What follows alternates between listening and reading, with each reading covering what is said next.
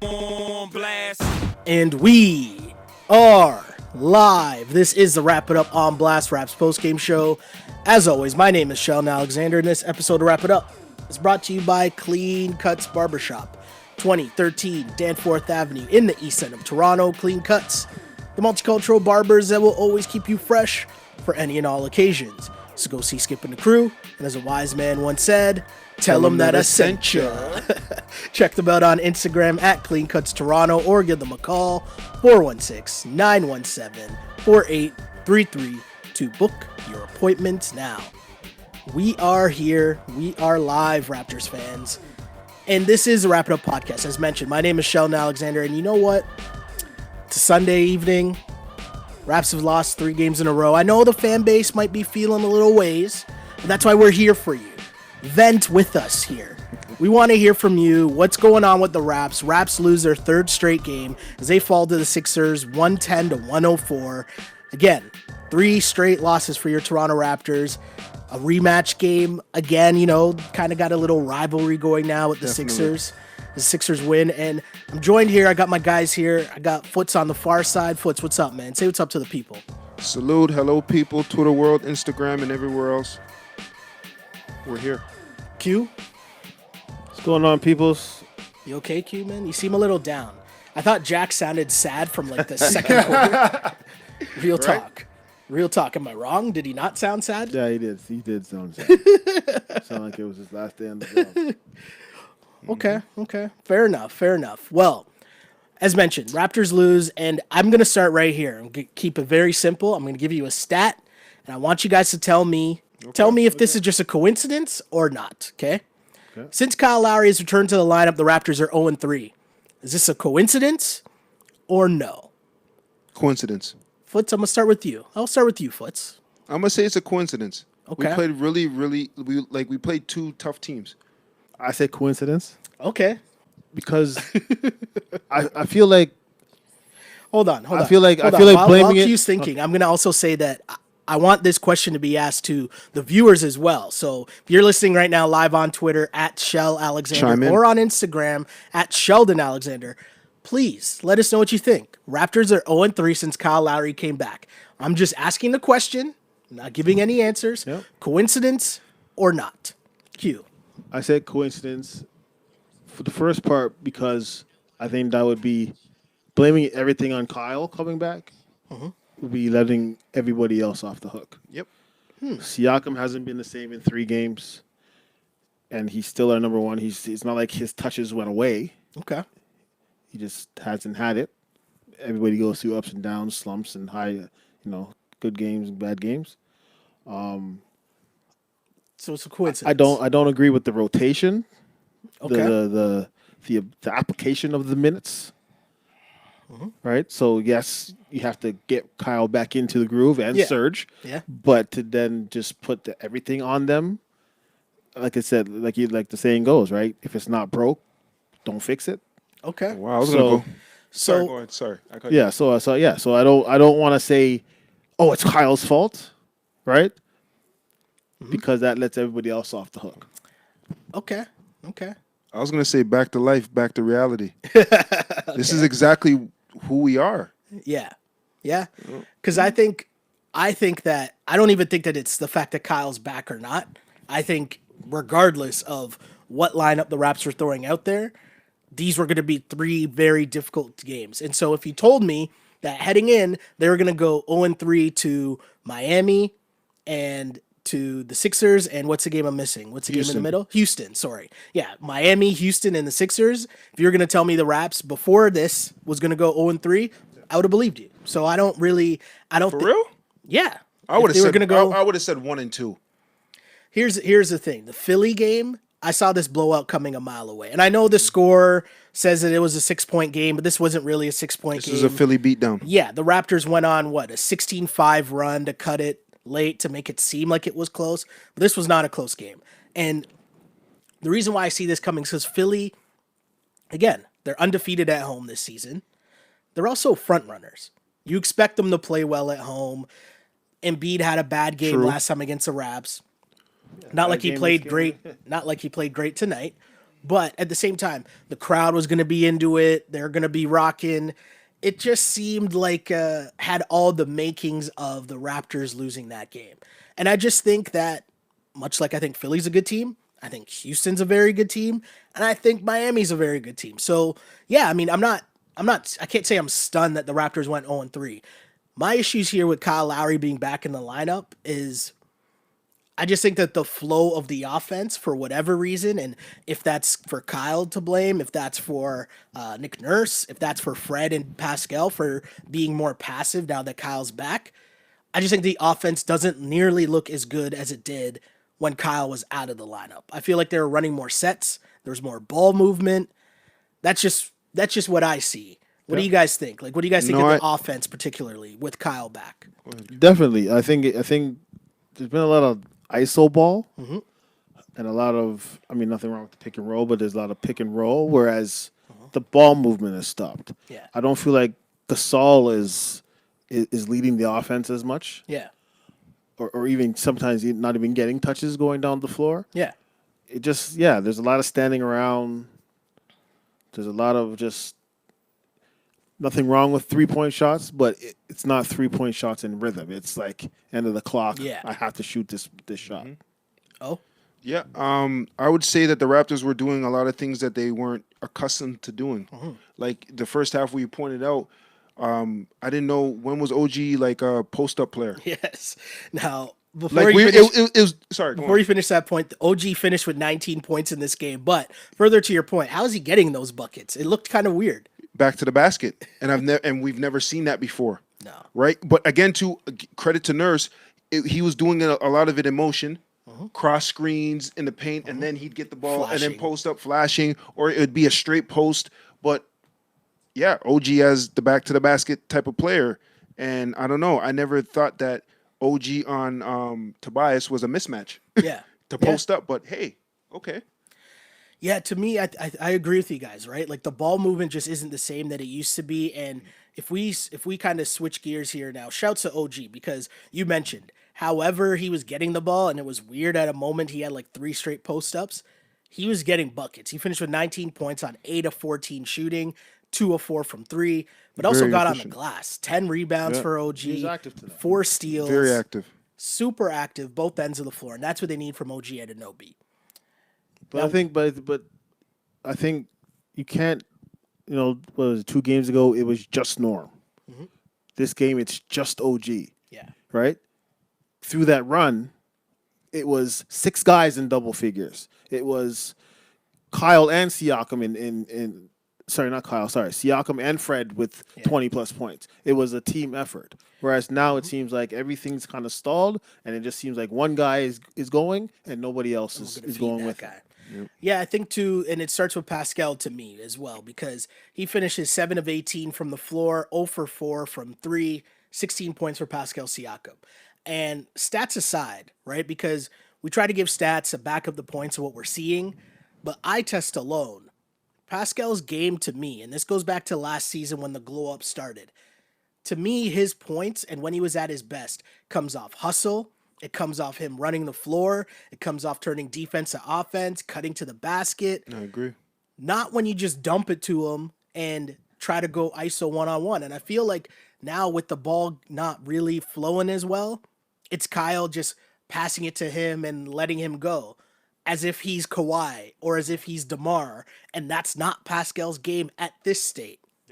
No, And I think, like you said, we're playing 3 good teams. Yeah. So whereas if you're playing maybe tomorrow against the Bulls, he might be able to do that.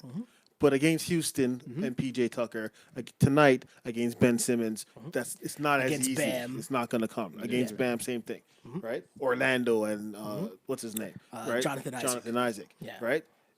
The matchup does not dictate that. That's how you're going to get your buckets, right?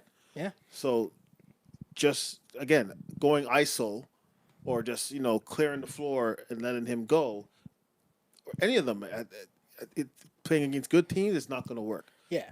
Right? And also, I just think, like, with him being the man, like, Foots, is this right or wrong? Like, The scouting report's out now. Teams are going to be ready for Siakam. You're not surprising people anymore. Nope. So when it tightens up on defense now and they just dump it to him, is that even putting him in a position to succeed? No, that's putting him in a position to fail, because everybody knows if you watch Siakam's game, he's better out in the open. He's better out in the open court. Even if there's movement in the half court, he's better off the movement. And there's no movement. You can't just dump it into him, clear out the lane, and everybody's watching Siakam cook. That doesn't work. It's not going to work, right? The defense is set. They can shade guys over to him, right? So, and they're forcing him to shoot. They know he's a driver. They're forcing him to shoot now. So, him being the number one, yes, the scouting report is out. He's going to have to battle through those. He's going to have to play through double teams. But again, too, it's back to reality. We all knew this coming into this season. But I think he's also what's shocking more to me more than the offense, because again, it's a glow up for a reason, right? He's going to be a star, Yes, right? he is, for sure. He made. I mean, everybody's penciling him in the All-Star, but he's going to be an All-Star. He's not there yet. He hasn't been there yet, right? So there are going to be peaks and valleys, right? To me, it just seems like his energy is not there, right? So on the defensive end, so even if your shot's not falling, like we were saying a couple nights ago, is the superstars, when their shot's not falling, they find another way to affect the game. But the steals aren't there, the blocks aren't there, the hustle rebounds aren't there, right? Yeah. The one-on-one defense isn't there. So it's that part that has me thinking something's up. Whether it's fatigue, whether it's the competition. And I don't disagree with you at all in the sense that, for sure he needs to be more active, but also it's kind of a little bit of remember how you got here. Yeah. Right? Definitely. Like the things that you did that made you so successful were those hustle plays. Were that, like, when was the last time we saw the Siakam leak out and Lowry finding him on the fast break? Right. And how many times did we see that last year? Right? I feel like Siakam was getting at least 6. I know this sounds crazy, but I want to say like 6 points a night. Just off leaking 4 out to 6, last year, just running the floor, getting the layups, and beating everybody down the floor. Yeah. Right. Which again, you're tonight. If you got Horford on you and that shot goes up, you should be gone. Yep. Right. No way. Horford's also going in for the rebound. So if you're not going to go in for the rebound, you should have been leaking out. Yep. Right. Yeah. Yeah. Other big news we should bring up off the top of this pod as well is Fred VanVleet goes down, and that's a huge loss for the Toronto Raptors. Fred VanVleet left this game as he had a right knee contusion. I think it was a right knee, but he had a knee contusion. He was out from the middle of the game on, missed the end, obviously. How big of a loss would it be to lose Fred VanVleet at this stage of the season, Foots? It's a loss. Definitely, but you know what? Unfortunately, it's next man up, right? So it's like Same one of those. thing when Lowry went down. Same thing when Lowry went down, right? And I feel like we have capable guys that come in. We have plug and play type of guys. Our offense is plug and play. Yeah. So I feel like any of the reserves that we have, and maybe this is the time where Hollis Jefferson gets a lot more playing time because he needs to play more. He's an active guy. He's playing hard defense. Him and Boucher, like those guys, just like Q said earlier, those guys should be playing. Yeah. Now, with Fred going down, get better, Fred, but next man up. Yeah, it's a huge blow to Fred VanVleet, and it's so funny, too, because, not funny, but we were talking about the fact that, we were talking during the game, because I was always, like, not on board with this whole, how much is Freddie going to make this season and all that, because what was I saying? I was like, we're not even at game 30 yet, right? And even if you go back to last year's playoffs, we're basically 30 games of Fred VanVleet putting in like gangster work for the Raptors to the point where you're saying, yes, he can be the future. This was a show me season. And so we're 20 games in and he played great so far, but there's so much talk about, will he get 25? Will he get 30 mil a year? It's kind of like, whoa, slow down. But in this instance, of course you don't want to see anyone get hurt, but the reality is when Kyle got hurt, we saw what you had in Terrence Davis. Is this another opportunity for him to work his way back into the rotation and get like consistent, legit minutes every night? Because he was huge for the Raps when Lowry was down, no? Yeah, and I again, when you ask the question to start off, is it not Kyle's fault, but you asked, is it a coincidence? Yeah. And I said we can't put all the blame on him. My thing is why, like obviously minutes were going to decrease all around the board. Yeah. But they've almost been eliminated for some players, right? Yeah. Boucher is getting garbage time minutes. For sure. And he was big for us. And he's not a garbage time player. He had back-to-back double-doubles. Yeah. Right? He had moments. Right? He had moments. Terrence Davis had, before Lowry came back, was every night, I think for 3 straight games, he was having career highs in points, right? So, obviously, Kyle coming back and Kyle being who Kyle is, Kyle was going to take a lot of people's minutes, but for it to go down to the numbers that it has been for some players, I don't understand that. Yeah. Right? The Hustle Gang is they almost broke up the Hustle Gang, right? Right? So they were playing so well that we had to coin a new name. Yeah, before we even got a name for them. We had to coin a new name for them, thinking like we finally found our bench, right? Because before Kyle's injury, we were like, can the Raptors really go through a whole season playing a 7-man rotation? Yeah. Kyle, Serge get hurt, and all of a sudden we're playing 10 guys. And everybody's like, oh, okay, we found our bench. Kyle and Serge come back, and we have lost our bench again. And, there's a little bit of a disconnect there. Yeah, I mean, you're right. It's been not a good go for Boucher. Not a lot of minutes there tonight. What did he play? I want to say he played like 3 minutes, and it was legit garbage time minutes. Yeah, I want to say Boucher played 4 minutes. Splashed a 3, yeah, of course. That's what I'm saying. But I think Boucher he's the type of player that even in those 4 minutes, you notice him. Yeah. Whether it's him diving on the floor, whether it's him, he picks up offensive fouls. He does something against. Picks up fouls against the other team. He's grabbing rebounds. He'll splash a 3. He'll block a shot. Like he comes in and he makes an impact. Yeah. So we're talking about Fred VanVleet, and there's some comments coming in. So I'll try to get to some comments here. We're talking about Fred VanVleet being out for the Raptors, and DJ Raymond checks in and says this is Freddie's team. Diaz co-signs and says Freddie's time for sure. And I don't know. I was interested in enjoying watching Freddie make this push, especially with Kyle out. Again, he was going for like 21 and 7. But it's also the reminder that to be an NBA player, okay, the levels to it, which we bring up all the time, is consistency. And can you put up those numbers consistently? Can you stay healthy consistently? Body recovery, right? Like all those things go into you being a consistent NBA player, much less a starting point guard in this league. And we haven't seen Freddie be consistently healthy his whole career yet, right? And so to now just assume that, hey, he's the guy, we're going to give him the bag and he's going to be our dude, I just wanted to see it first. Of course. No, I don't know if I can say that this is Freddie's team. Now, the one thing I will say, I think, and let me know what you think, Foots. Tell me I'm wrong for sure, but I think the offense was running better with Freddie because at least they were running sets, and Freddie kept the ball moving. He keeps his dribble alive, and he's either dribbling it around the court. Sometimes you'll see him dribble into the lane, but keep his dribble, come all the way back around. But the ball was always moving. I feel like it's stalling now with Lowry. Of course, and let's keep it a buck. Lowry should be coming off the bench. Ooh, you can't. Listen. I'm gonna call it how it is. Lowry should be coming off the bench. How, VanVleet should be starting as our point guard. How would that happen, though? Come on, because at the end of the day, if we're saying VanVleet is the future, you have to give him a legit chance. We want to see if he's a future. Of course. So if we want to see, we have to give him a legit chance. Okay. So what can Kyle just play off the ball more, and maybe Kyle's not the one bringing the ball up the floor? Okay, so yes, Kyle can I'm play. asking. Kyle can play off the ball. Okay. But against the better teams, we're gonna get exposed. Agreed. Right. The two. So guard if we want to baby Lowry's feelings, that's cool. We start him against the semi lukewarm to bottom basement teams, but against the big time teams, listen, we might have to adjust, and Kyle has to understand that because you know what's gonna happen now. One day next year, we're gonna wake up and we're gonna be like, "Hey, Kyle, man, you got to go to the bench. Hey, we're moving. We have VanVleet, and what's gonna happen? I'd rather do it now than do it next year. It's not gonna happen. I understand what you're saying. I understand what you're saying, and I'm not even saying that you're wrong. Yeah, exactly. Like it definitely probably should happen.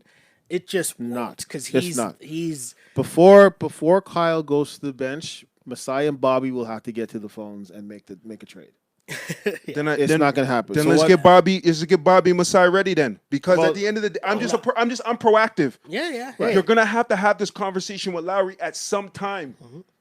Yeah. I just hope that They're time is not a not- time where it's go time for us. It's playoff time for us. It's a playoff push, and Lowry is in his feelings. I think it's going to be interesting, though, because, again, you're getting more Terrence Davis minutes consistently. So now, regardless of whatever happens, whether it's Kyle or Fred, bottom line is you're seeing you have, with Terrence Davis, 2 point guards that you could play. And, again, is Kyle going to stay healthy for the whole rest of the season?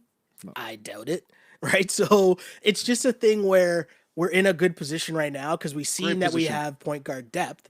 And it's funny because if you go back maybe 10 games ago, not even, maybe 7 games ago, when the injuries happened, and I said, we were talking about how, now I'm not saying, and I prefaced it and people still came at me in the mentions, and I prefaced it and said, I'm not saying to trade Kyle Lowry. I'm just saying the fact that when you look at Terrence Davis now, at least you would feel a lot more comfortable with trading Kyle Lowry because you see that there's more to the depth, the organizational depth, than there was in training camp. In training camp, we would have been like, oh, we can't trade Lowry. Who's going to play point guard? Who's our backup point guard? Now you see that.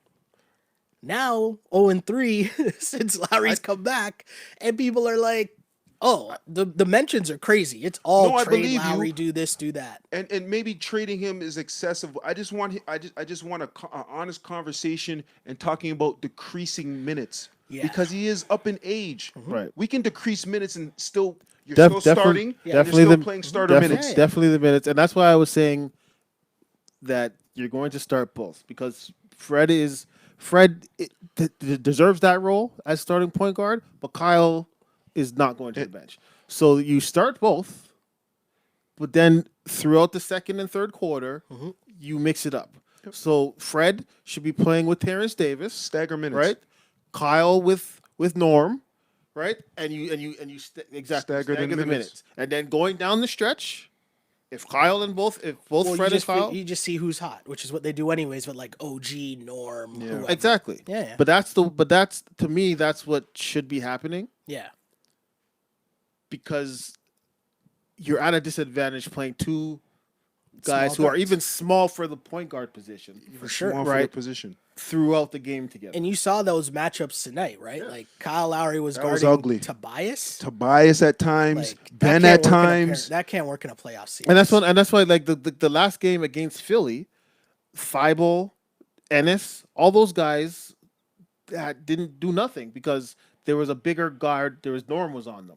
It was Norm or Terrence Davis, who is actually if you're going to call it a combo guard, right? I think he's 6'4", so he actually has some size. So there was no mismatch. So Thibault wasn't able to just shoot over everybody. James Ennis wasn't able to shoot over anybody. But in today's game, those guys actually were able to make shots. I was going to say, in today's game, you've seen like Kyle Lowry was a post up for the first entire quarter. Yeah, it was a tough go. Tobias Harris got off early.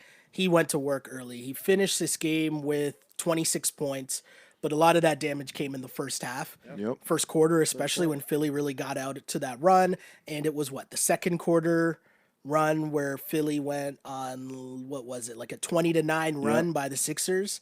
And that was basically the difference in the game. Yeah. And I mean, I just think the Sixers got turnovers or the Raptors were sloppy. A mix of both. Yeah. But either way, Ben Simmons got involved because he's only successful when they get out on the break and run. And Ben Simmons did that in that game. And when he's doing that, he's scoring himself, but also getting other guys going. And that was basically the game. And you guys mentioned it. The 2 point guard lineup, you can't play that against good teams. You can't. It's just not going to work. You're putting those 2 guys in tough positions. You're giving up an automatic mismatch. Gasol had to go in double team. Every time it was Lowry in the post, Gasol's right there. He has to slide over. They find the open man. Yeah, swing. It's just not a good look.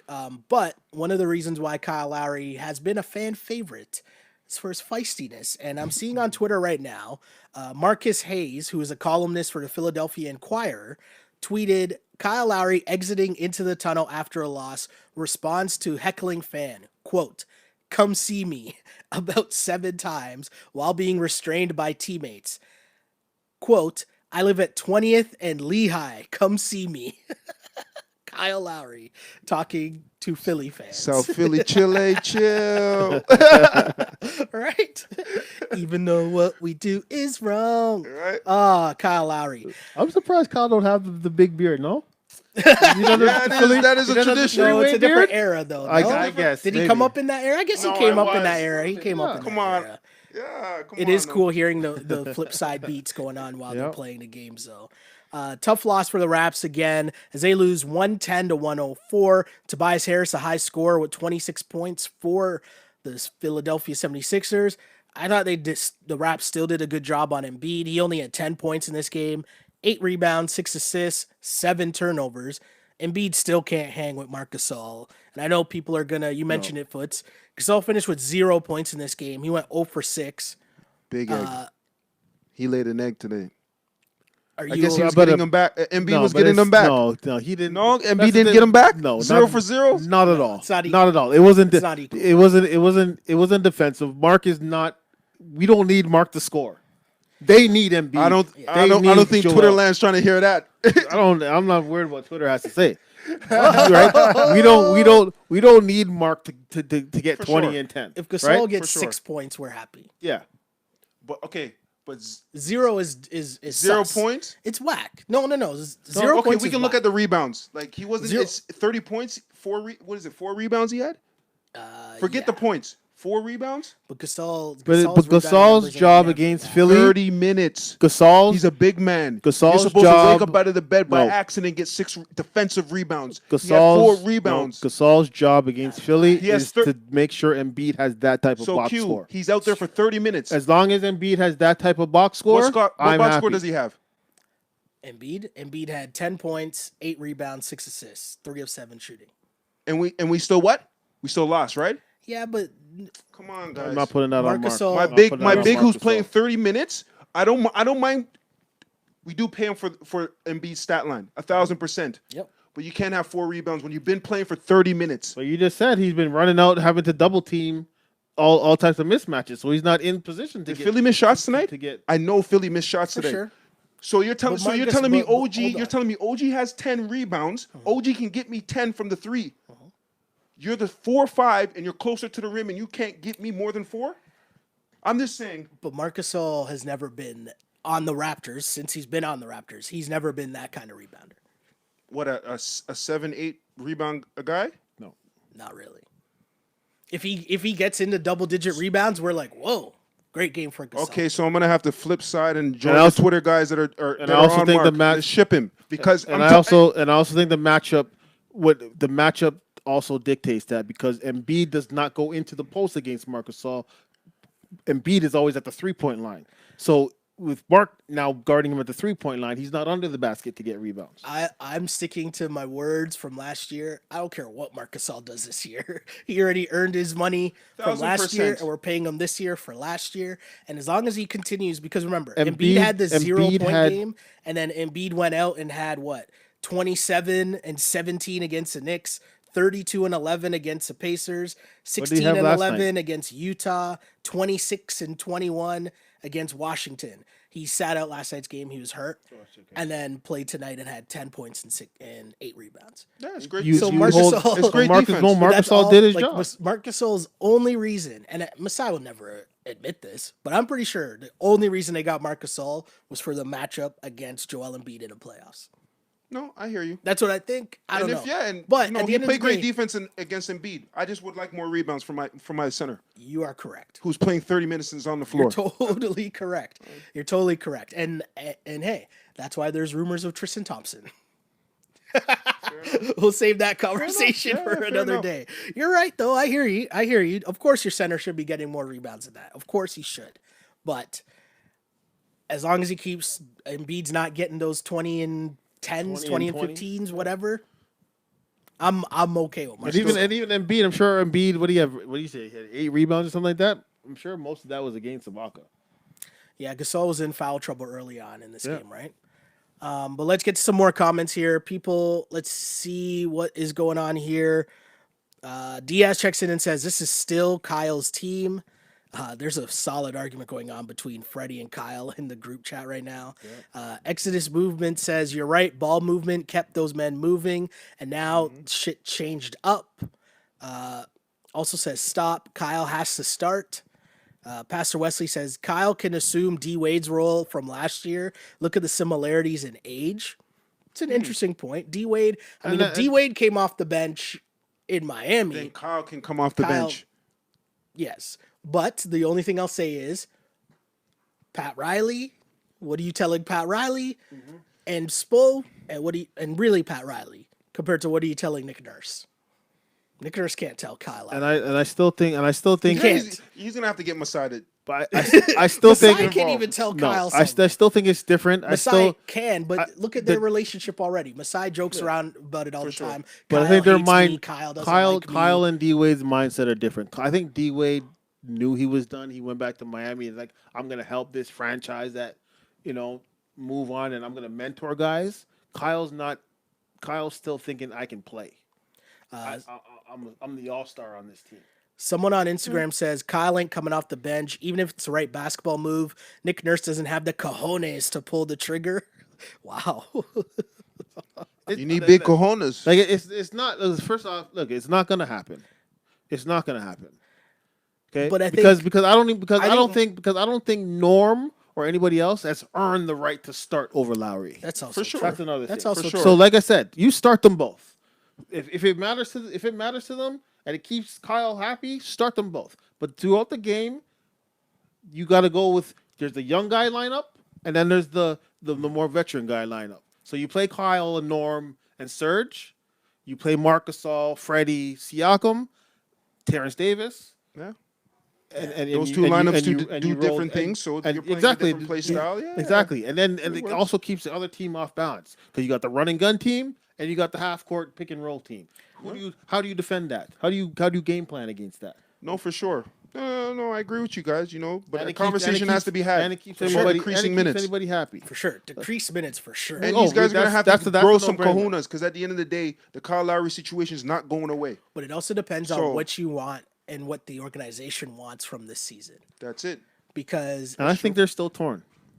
Do you know what I'm saying? Because I'm still you either torn. I'm saying you either want to have this like victory lap, like, hey, we won the championship last year and we're gonna give Kyle his like farewell, like, hey, this is great, this is still your team, your shot to repeat and be legit and whatever. Or okay, we won the championship last year, that was our one shot, and now it's rebuild time, so we need to look at who's the next core pieces of the next iteration of this team. And can they do both at the same time? I don't know. And I don't know if you can do both, but I think there's still I think because I'm torn. Right? Because there's part of me that looks at the Eastern Conference and says, why not? Why could it not? Not that we're going to win everything, but why can't we get back there? Because Philly, Boston, and Milwaukee, I don't fear them. I don't think that they're levels above us when we're playing the way we've showed that we can play, right? At the same time, you're also thinking like we have to figure out who's real, and if the goal is Giannis, who's going to be on this team when Giannis comes around? Yeah. And also, obviously, if you give Freddie 30, is there enough money for Giannis? You know what I mean? No matter what. I mean, they'll make room. They'll make room.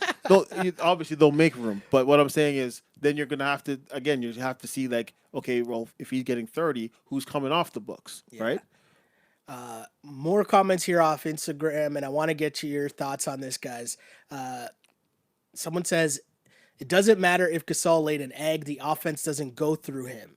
Definitely. Which I think the inference is that it goes through Embiid, which I don't even know if that's true. I guess it probably should go through Embiid. He's their number one option. Who, like, I still hate his game so much. Why is Embiid ever shooting threes? Why is Embiid ever taking fadeaway, like, long twos? I don't get it at all. But I think he only does that against Toronto. Yeah, maybe. Maybe. Prince checks in and says, Lowry no longer fits with this team. This is Siakam and Fred VanVleet's team now. And you're not. Can I ask a question though? The Raptors fans that think this, what is a Fred VanVleet and Pascal Siakam team? just about to Like, say what that. does that mean? Like, how good is that team? Yeah. Like, does that team win a round in the playoffs? Does it win 2 rounds? Do you know what I mean? Depends who we play first round, right? But the point of what I'm saying is, like, what does that really mean, a Fred VanVleet and Pascal Siakam team? And I'm not saying that as a diss. I'm just saying that as, like, if I'm Kyle Lowry, there's still going to be part of me that's like, hold on here. What are we really talking about? Right? Like, I'm Kyle Lowry. Exactly. Right? And whether rightly or wrongly, I just don't know what a Fred VanVleet and Pascal Siakam team is. And so I think this team is still in transition. sure. Right. But whereas the people that say this is a Fred and Pascal team are thinking that the transition has happened, and we're in that next phase. Yeah. Right. We're in transition. Okay. We still only have one player on this team. Sorry, other than Marc Gasol, that has been to an all-star game. That he is our all-star. He is our leader. Right. And he's been that for the last 7 years. Yeah. Right. Yes, Pascal. I mean, we're still calling it a glow up, right? It's not Pascal has arrived or Freddie has arrived. Yeah. It is their time to come up. So they're in a transition phase, right? Yeah. So we're not there where Kyle is just we would just run past Kyle's time, right? We're transitioning towards Freddie and Pascal's time, but it's not like it's here's 30 million here, here's 30 million, take us to the promised land. Right? Otherwise, we wouldn't be thinking about Giannis 2021. Right? It's funny you say that because Alex brings up something here and he just says, LOL, we talking about financial plans for Giannis when the Bucks are 20-3 and still have him until at least 2021. Yeah. You okay with that? Yeah. Okay. Wishful thinking, player. Put it out in the air. Speak it into existence, maybe. The follow-up, the Bucks are a good regular season team like the Rockets. When the rotations See? get shortened, they shrink under pressure. Who said that? That person knows his stuff. Diaz. Diaz You know your says stuff. Coach Bud ain't built. Regular season coach. And that's exactly why I said where that's why, and I think that is the reason why there's still kind of that the Raptors can repeat towards the Raptors should rebuild. There's still because nobody in the East really, there's no runaway team in the East. Yeah. Right? Yeah. Because I agree. Milwaukee did this last year. So Sage checks in and says the main issue right now is there's no one to check the players. Kawhi was that factor. I think there's no player to follow. Like this guy's the man, so we're gonna follow him. I think it's hard. I think what he's trying to say is there's no player on the team to check Kyle. Yes. Right? Because Kyle is that guy to check the others. Kyle is our leader. What I think the issue here is what everybody's saying is that it's hard when it's hard when the leader of your team is not your best player. So Very the true. follow-up so the follow-up says, credit to Siakam for getting that bag of money. Got it before the Raps recognize he gets shook. There are levels, and Siakam not even close. He cannot close. It's See, okay. He's not- young. again, Yeah, I'm not He here just for got this. here.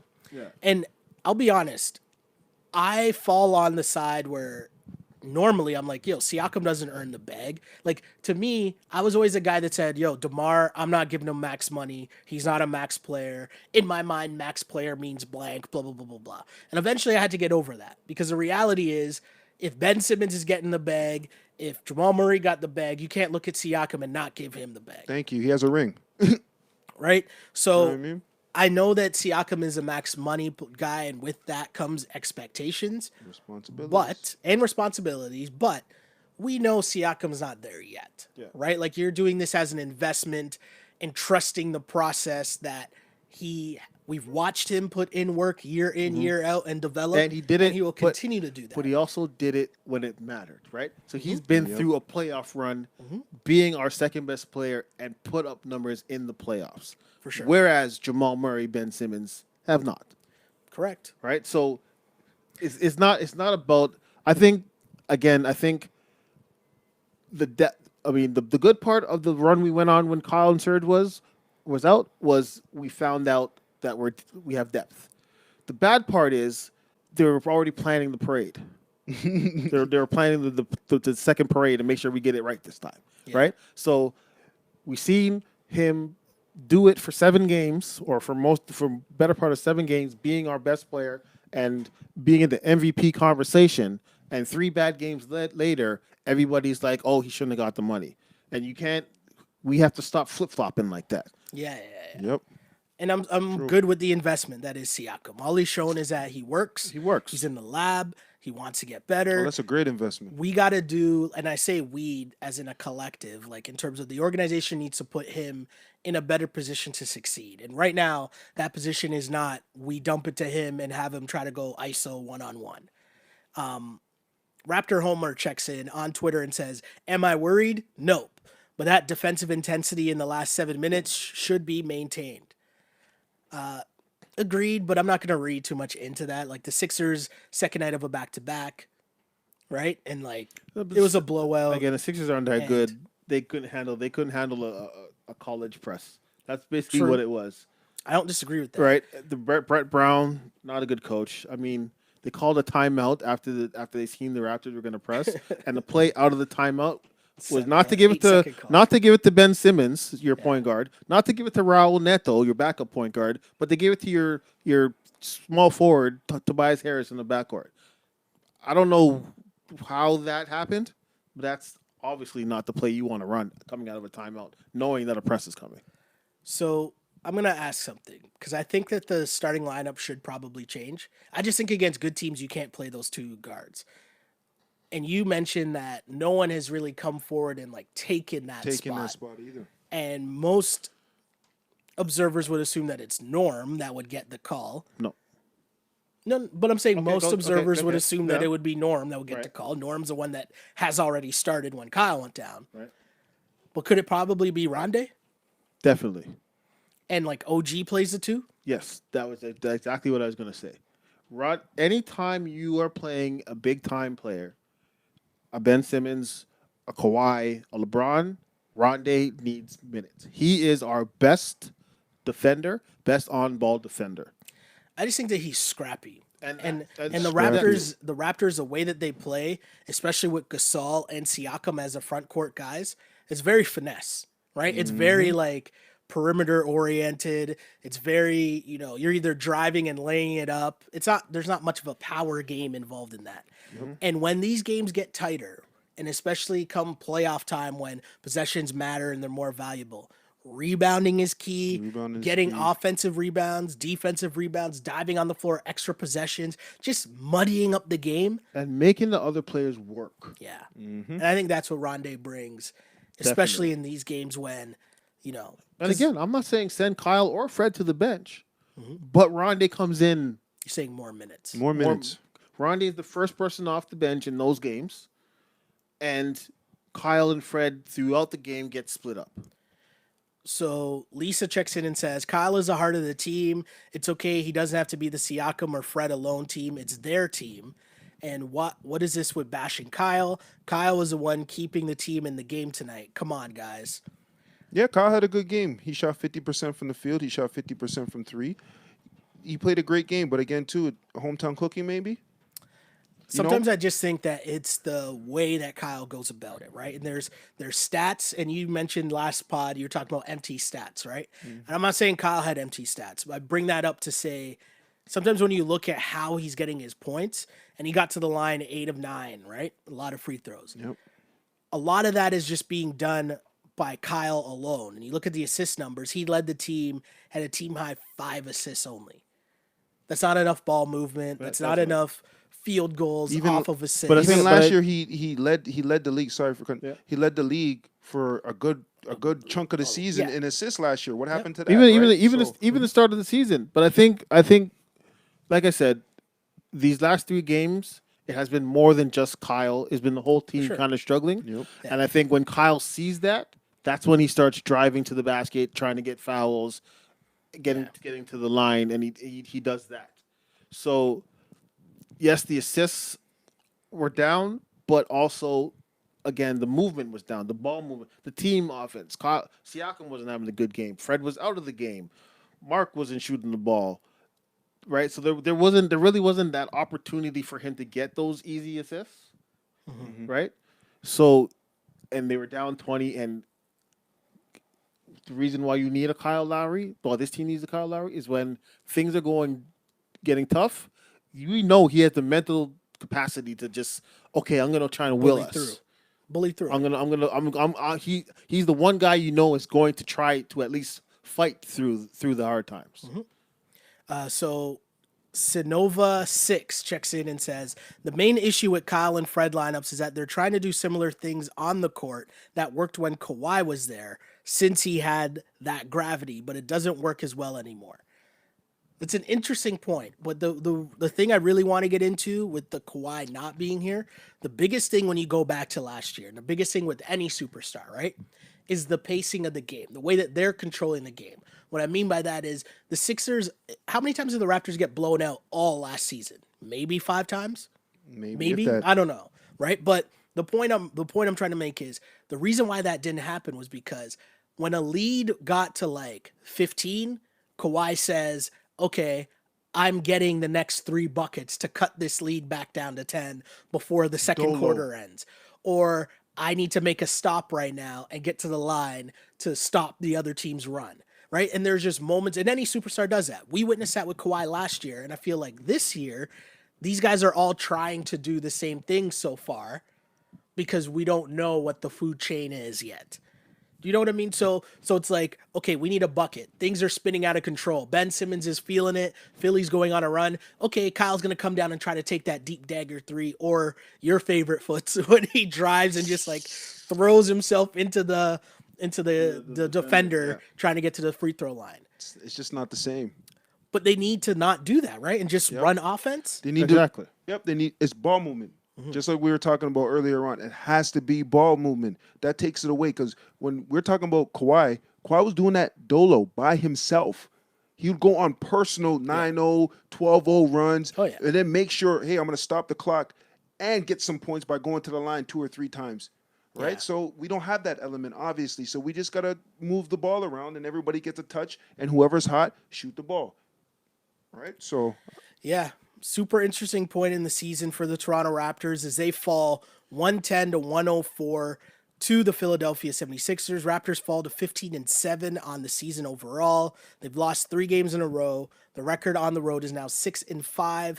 But as mentioned, I don't think it's time to like overreact. You know what you need? Because this is a tough stretch of the season. You need this, right? If you just breeze through the regular season, the playoffs are not going to be like those. But I think people thought that when they were going hot, they thought they were going to breeze through the season. Whereas I've been saying from the start of the year, the Eastern Conference, right? Like got better. The difference from like 1 to 6 is like so. But what I was saying is that you can't just breeze through a season. Right?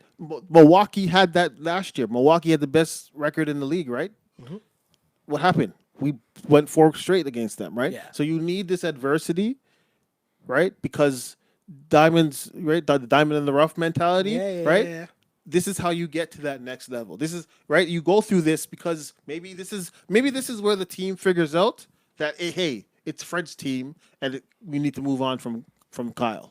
Right? Maybe this is right, because if everything is hunky dory going right, then you never really get to see who rises above. Who's the you know what I mean? For sure, pressure. Pressure exactly. I just think the Raps as a team overall, they're a solid team. They're a good team. They're an above average NBA team. But the Eastern Conference is a dogfight, and to just throw them into the top of the Eastern Conference, I wasn't okay with that at the start of the season. I was surprised by the run that they made with the injuries. And so now when you have games against 3 legit teams, these are the show me games to me. And hey, win against the Bulls. And then we know that man is back on Wednesday. Hopefully he plays. But it's just a tough part of the schedule. And that's going to happen. That's going to happen at points. So we had a great West Coast. We can't overreact because we had a great West Coast trip, right? Yeah. And then, we got to take our wins with the losses. At the end of the day, the basketball guys, right? You stole some games out west, right? That kind of make up for these games. Yep, I agree. So again, you're still with a winning record. Where beginning of the season, if you would have looked at this last stretch of maybe 10 games, Yeah. you would have been happy probably going 5-5, right? But we're still in the plus category, so we're still above where we probably thought we would be at this point in the season. At least we're not sixth. I just knew we weren't going to be sixth in the Eastern Conference. I have no comment. I'm just that's ESPN talk. You know what I mean? I have no that's comment. ESPN talk. What did I say? I said bottom, right? I said 5 to 8. Somewhere that's where the Raptors would finish in the Eastern standings. In the regular season, 5 to 8. Yeah, that's what I said. Yeah, 5 to 8. The bottom 4 playoff spots. One of those 4. I said top 3. Right now they're in 5th. Okay. A half game ahead of Indiana. And 2.5 games up on the Brooklyn Nets. I mean, reality. Hey, I'm just no. Yeah. I'm just saying. Again, but we're still. It's still early in the season. Still It's super early. It's still early in the season. It's super early in the season, and again, the Raptors. There's so much rotation wise that the Raps need to figure out, and you're gonna figure it out because, hey, you have no choice. And like this is what Nick Nurse is good at. He's figuring out his rotations, juggling different starting lineups. We saw him do it all year last year, and people forget the Raps won 58 games last year.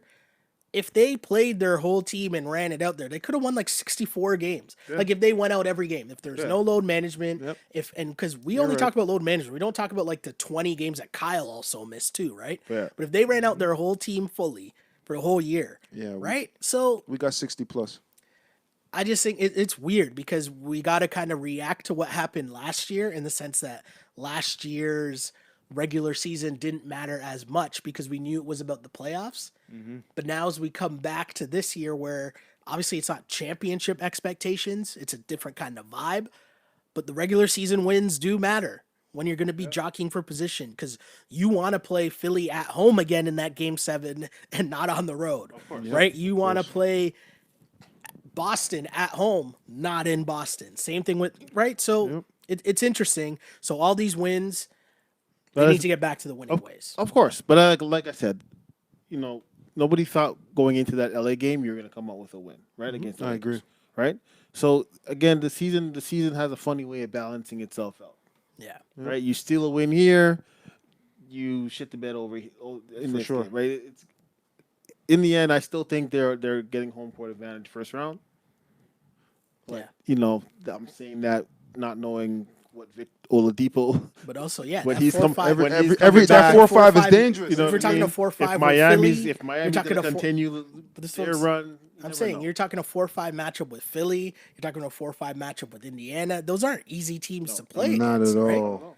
And especially when, then you get back into the conversation of the difference last year. You knew you were walking into most series with the best player. Yeah. Are you going to say that this year in the playoffs? Long ways to go. Long ways to go. Long ways to go. You know what? We're talking about this early December. Masai hasn't worked any magic yet. So who knows? Who knows? Very true. But again, the Raptors fall, and if you look at their upcoming sched, they got the Bulls tomorrow night or Monday night, and then you got Kawhi and the Clippers at Scotiabank Arena on Wednesday. Saturday, interesting game against the Brooklyn Nets. I assume Kyrie should be back by then. Yeah. He's been out for a while. Mm-hmm. And then it eases up. You got Cleveland, Detroit, Washington. So, Yeah. I think that Chicago game is a good game for them to kind of get their groove back and be ready for the Let big Siakam boy, go for 35 for the big boy game on come Wednesday. Yep. Kawhi better play.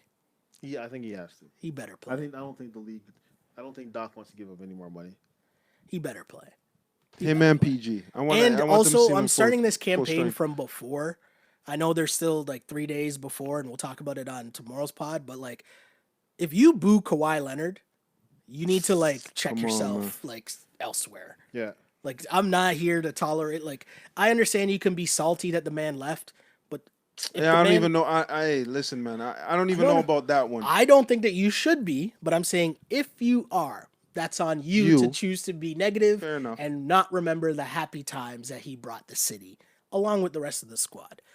But he's going to get a ring. right? They're probably going to have some ceremony where they give him the ring before the game. Some videos. He better get cheered, standing ovation. Standing now, ovation. if you choose to boo him during the game, cool, whatever. It's during the game. You're rooting against the other team. Whatever, I'm cool with that.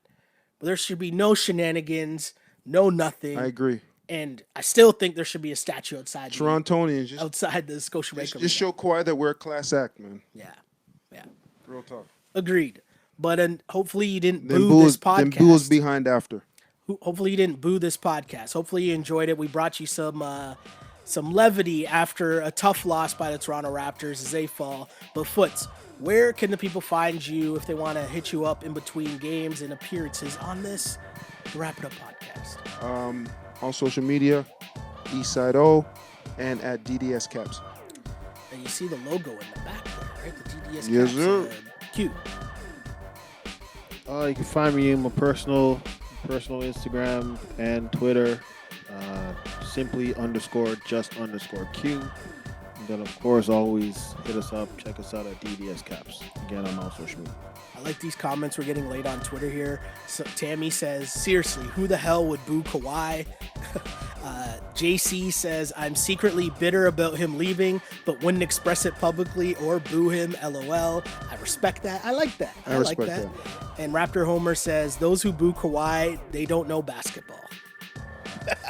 I mean, hey. Again, my name is Sheldon Alexander, and thank you guys for tuning in. As you do live on each episode of Wrap It Up on Twitter at Shell Alexander, taking your comments and questions there as well as on Instagram, as always, at Sheldon Alexander. And of course, like us, subscribe, rate us, all that fun stuff on iTunes, SoundCloud, Spotify, Google Play, and on YouTube. Like and subscribe. And seriously, the comment section, you were talking about that the other day. I don't know if you went to the comment section of the last video on YouTube, but there's like 100 comments on there. You and serious? People are like heated. Yep. Like the conversation is very lit. Okay. I'm just saying, really appreciate you guys rocking with us because this is what we want to do. Create a space for basketball fans to talk about it, whatever goes on, win or lose. We're here for the diehard Raptor fan that wants to break down and, maybe you need some consoling after the game. We're here for you there too. But most importantly, we try to give you the real talk. And it's just our opinions. It's what we think, what you think. It's just real talk. That's what we try to do here, right? Because I don't know what's right. I don't know what's wrong. I'm not Masai. But I ain't either. we can give you our opinions on that because we watch a lot of basketball and we love and rep everything that is the city of Toronto. Yes. Right? Definitely. So again, my name is Sheldon Alexander. Thanks for rocking with us on the Wrap It Up podcast because I used to pray for times like this to rhyme like this. This is the Wrap It Up on Blast Rap's postgame show. As always, unpolished and unapologetic. Until next time, see ya. Peace. Peace out. On blast.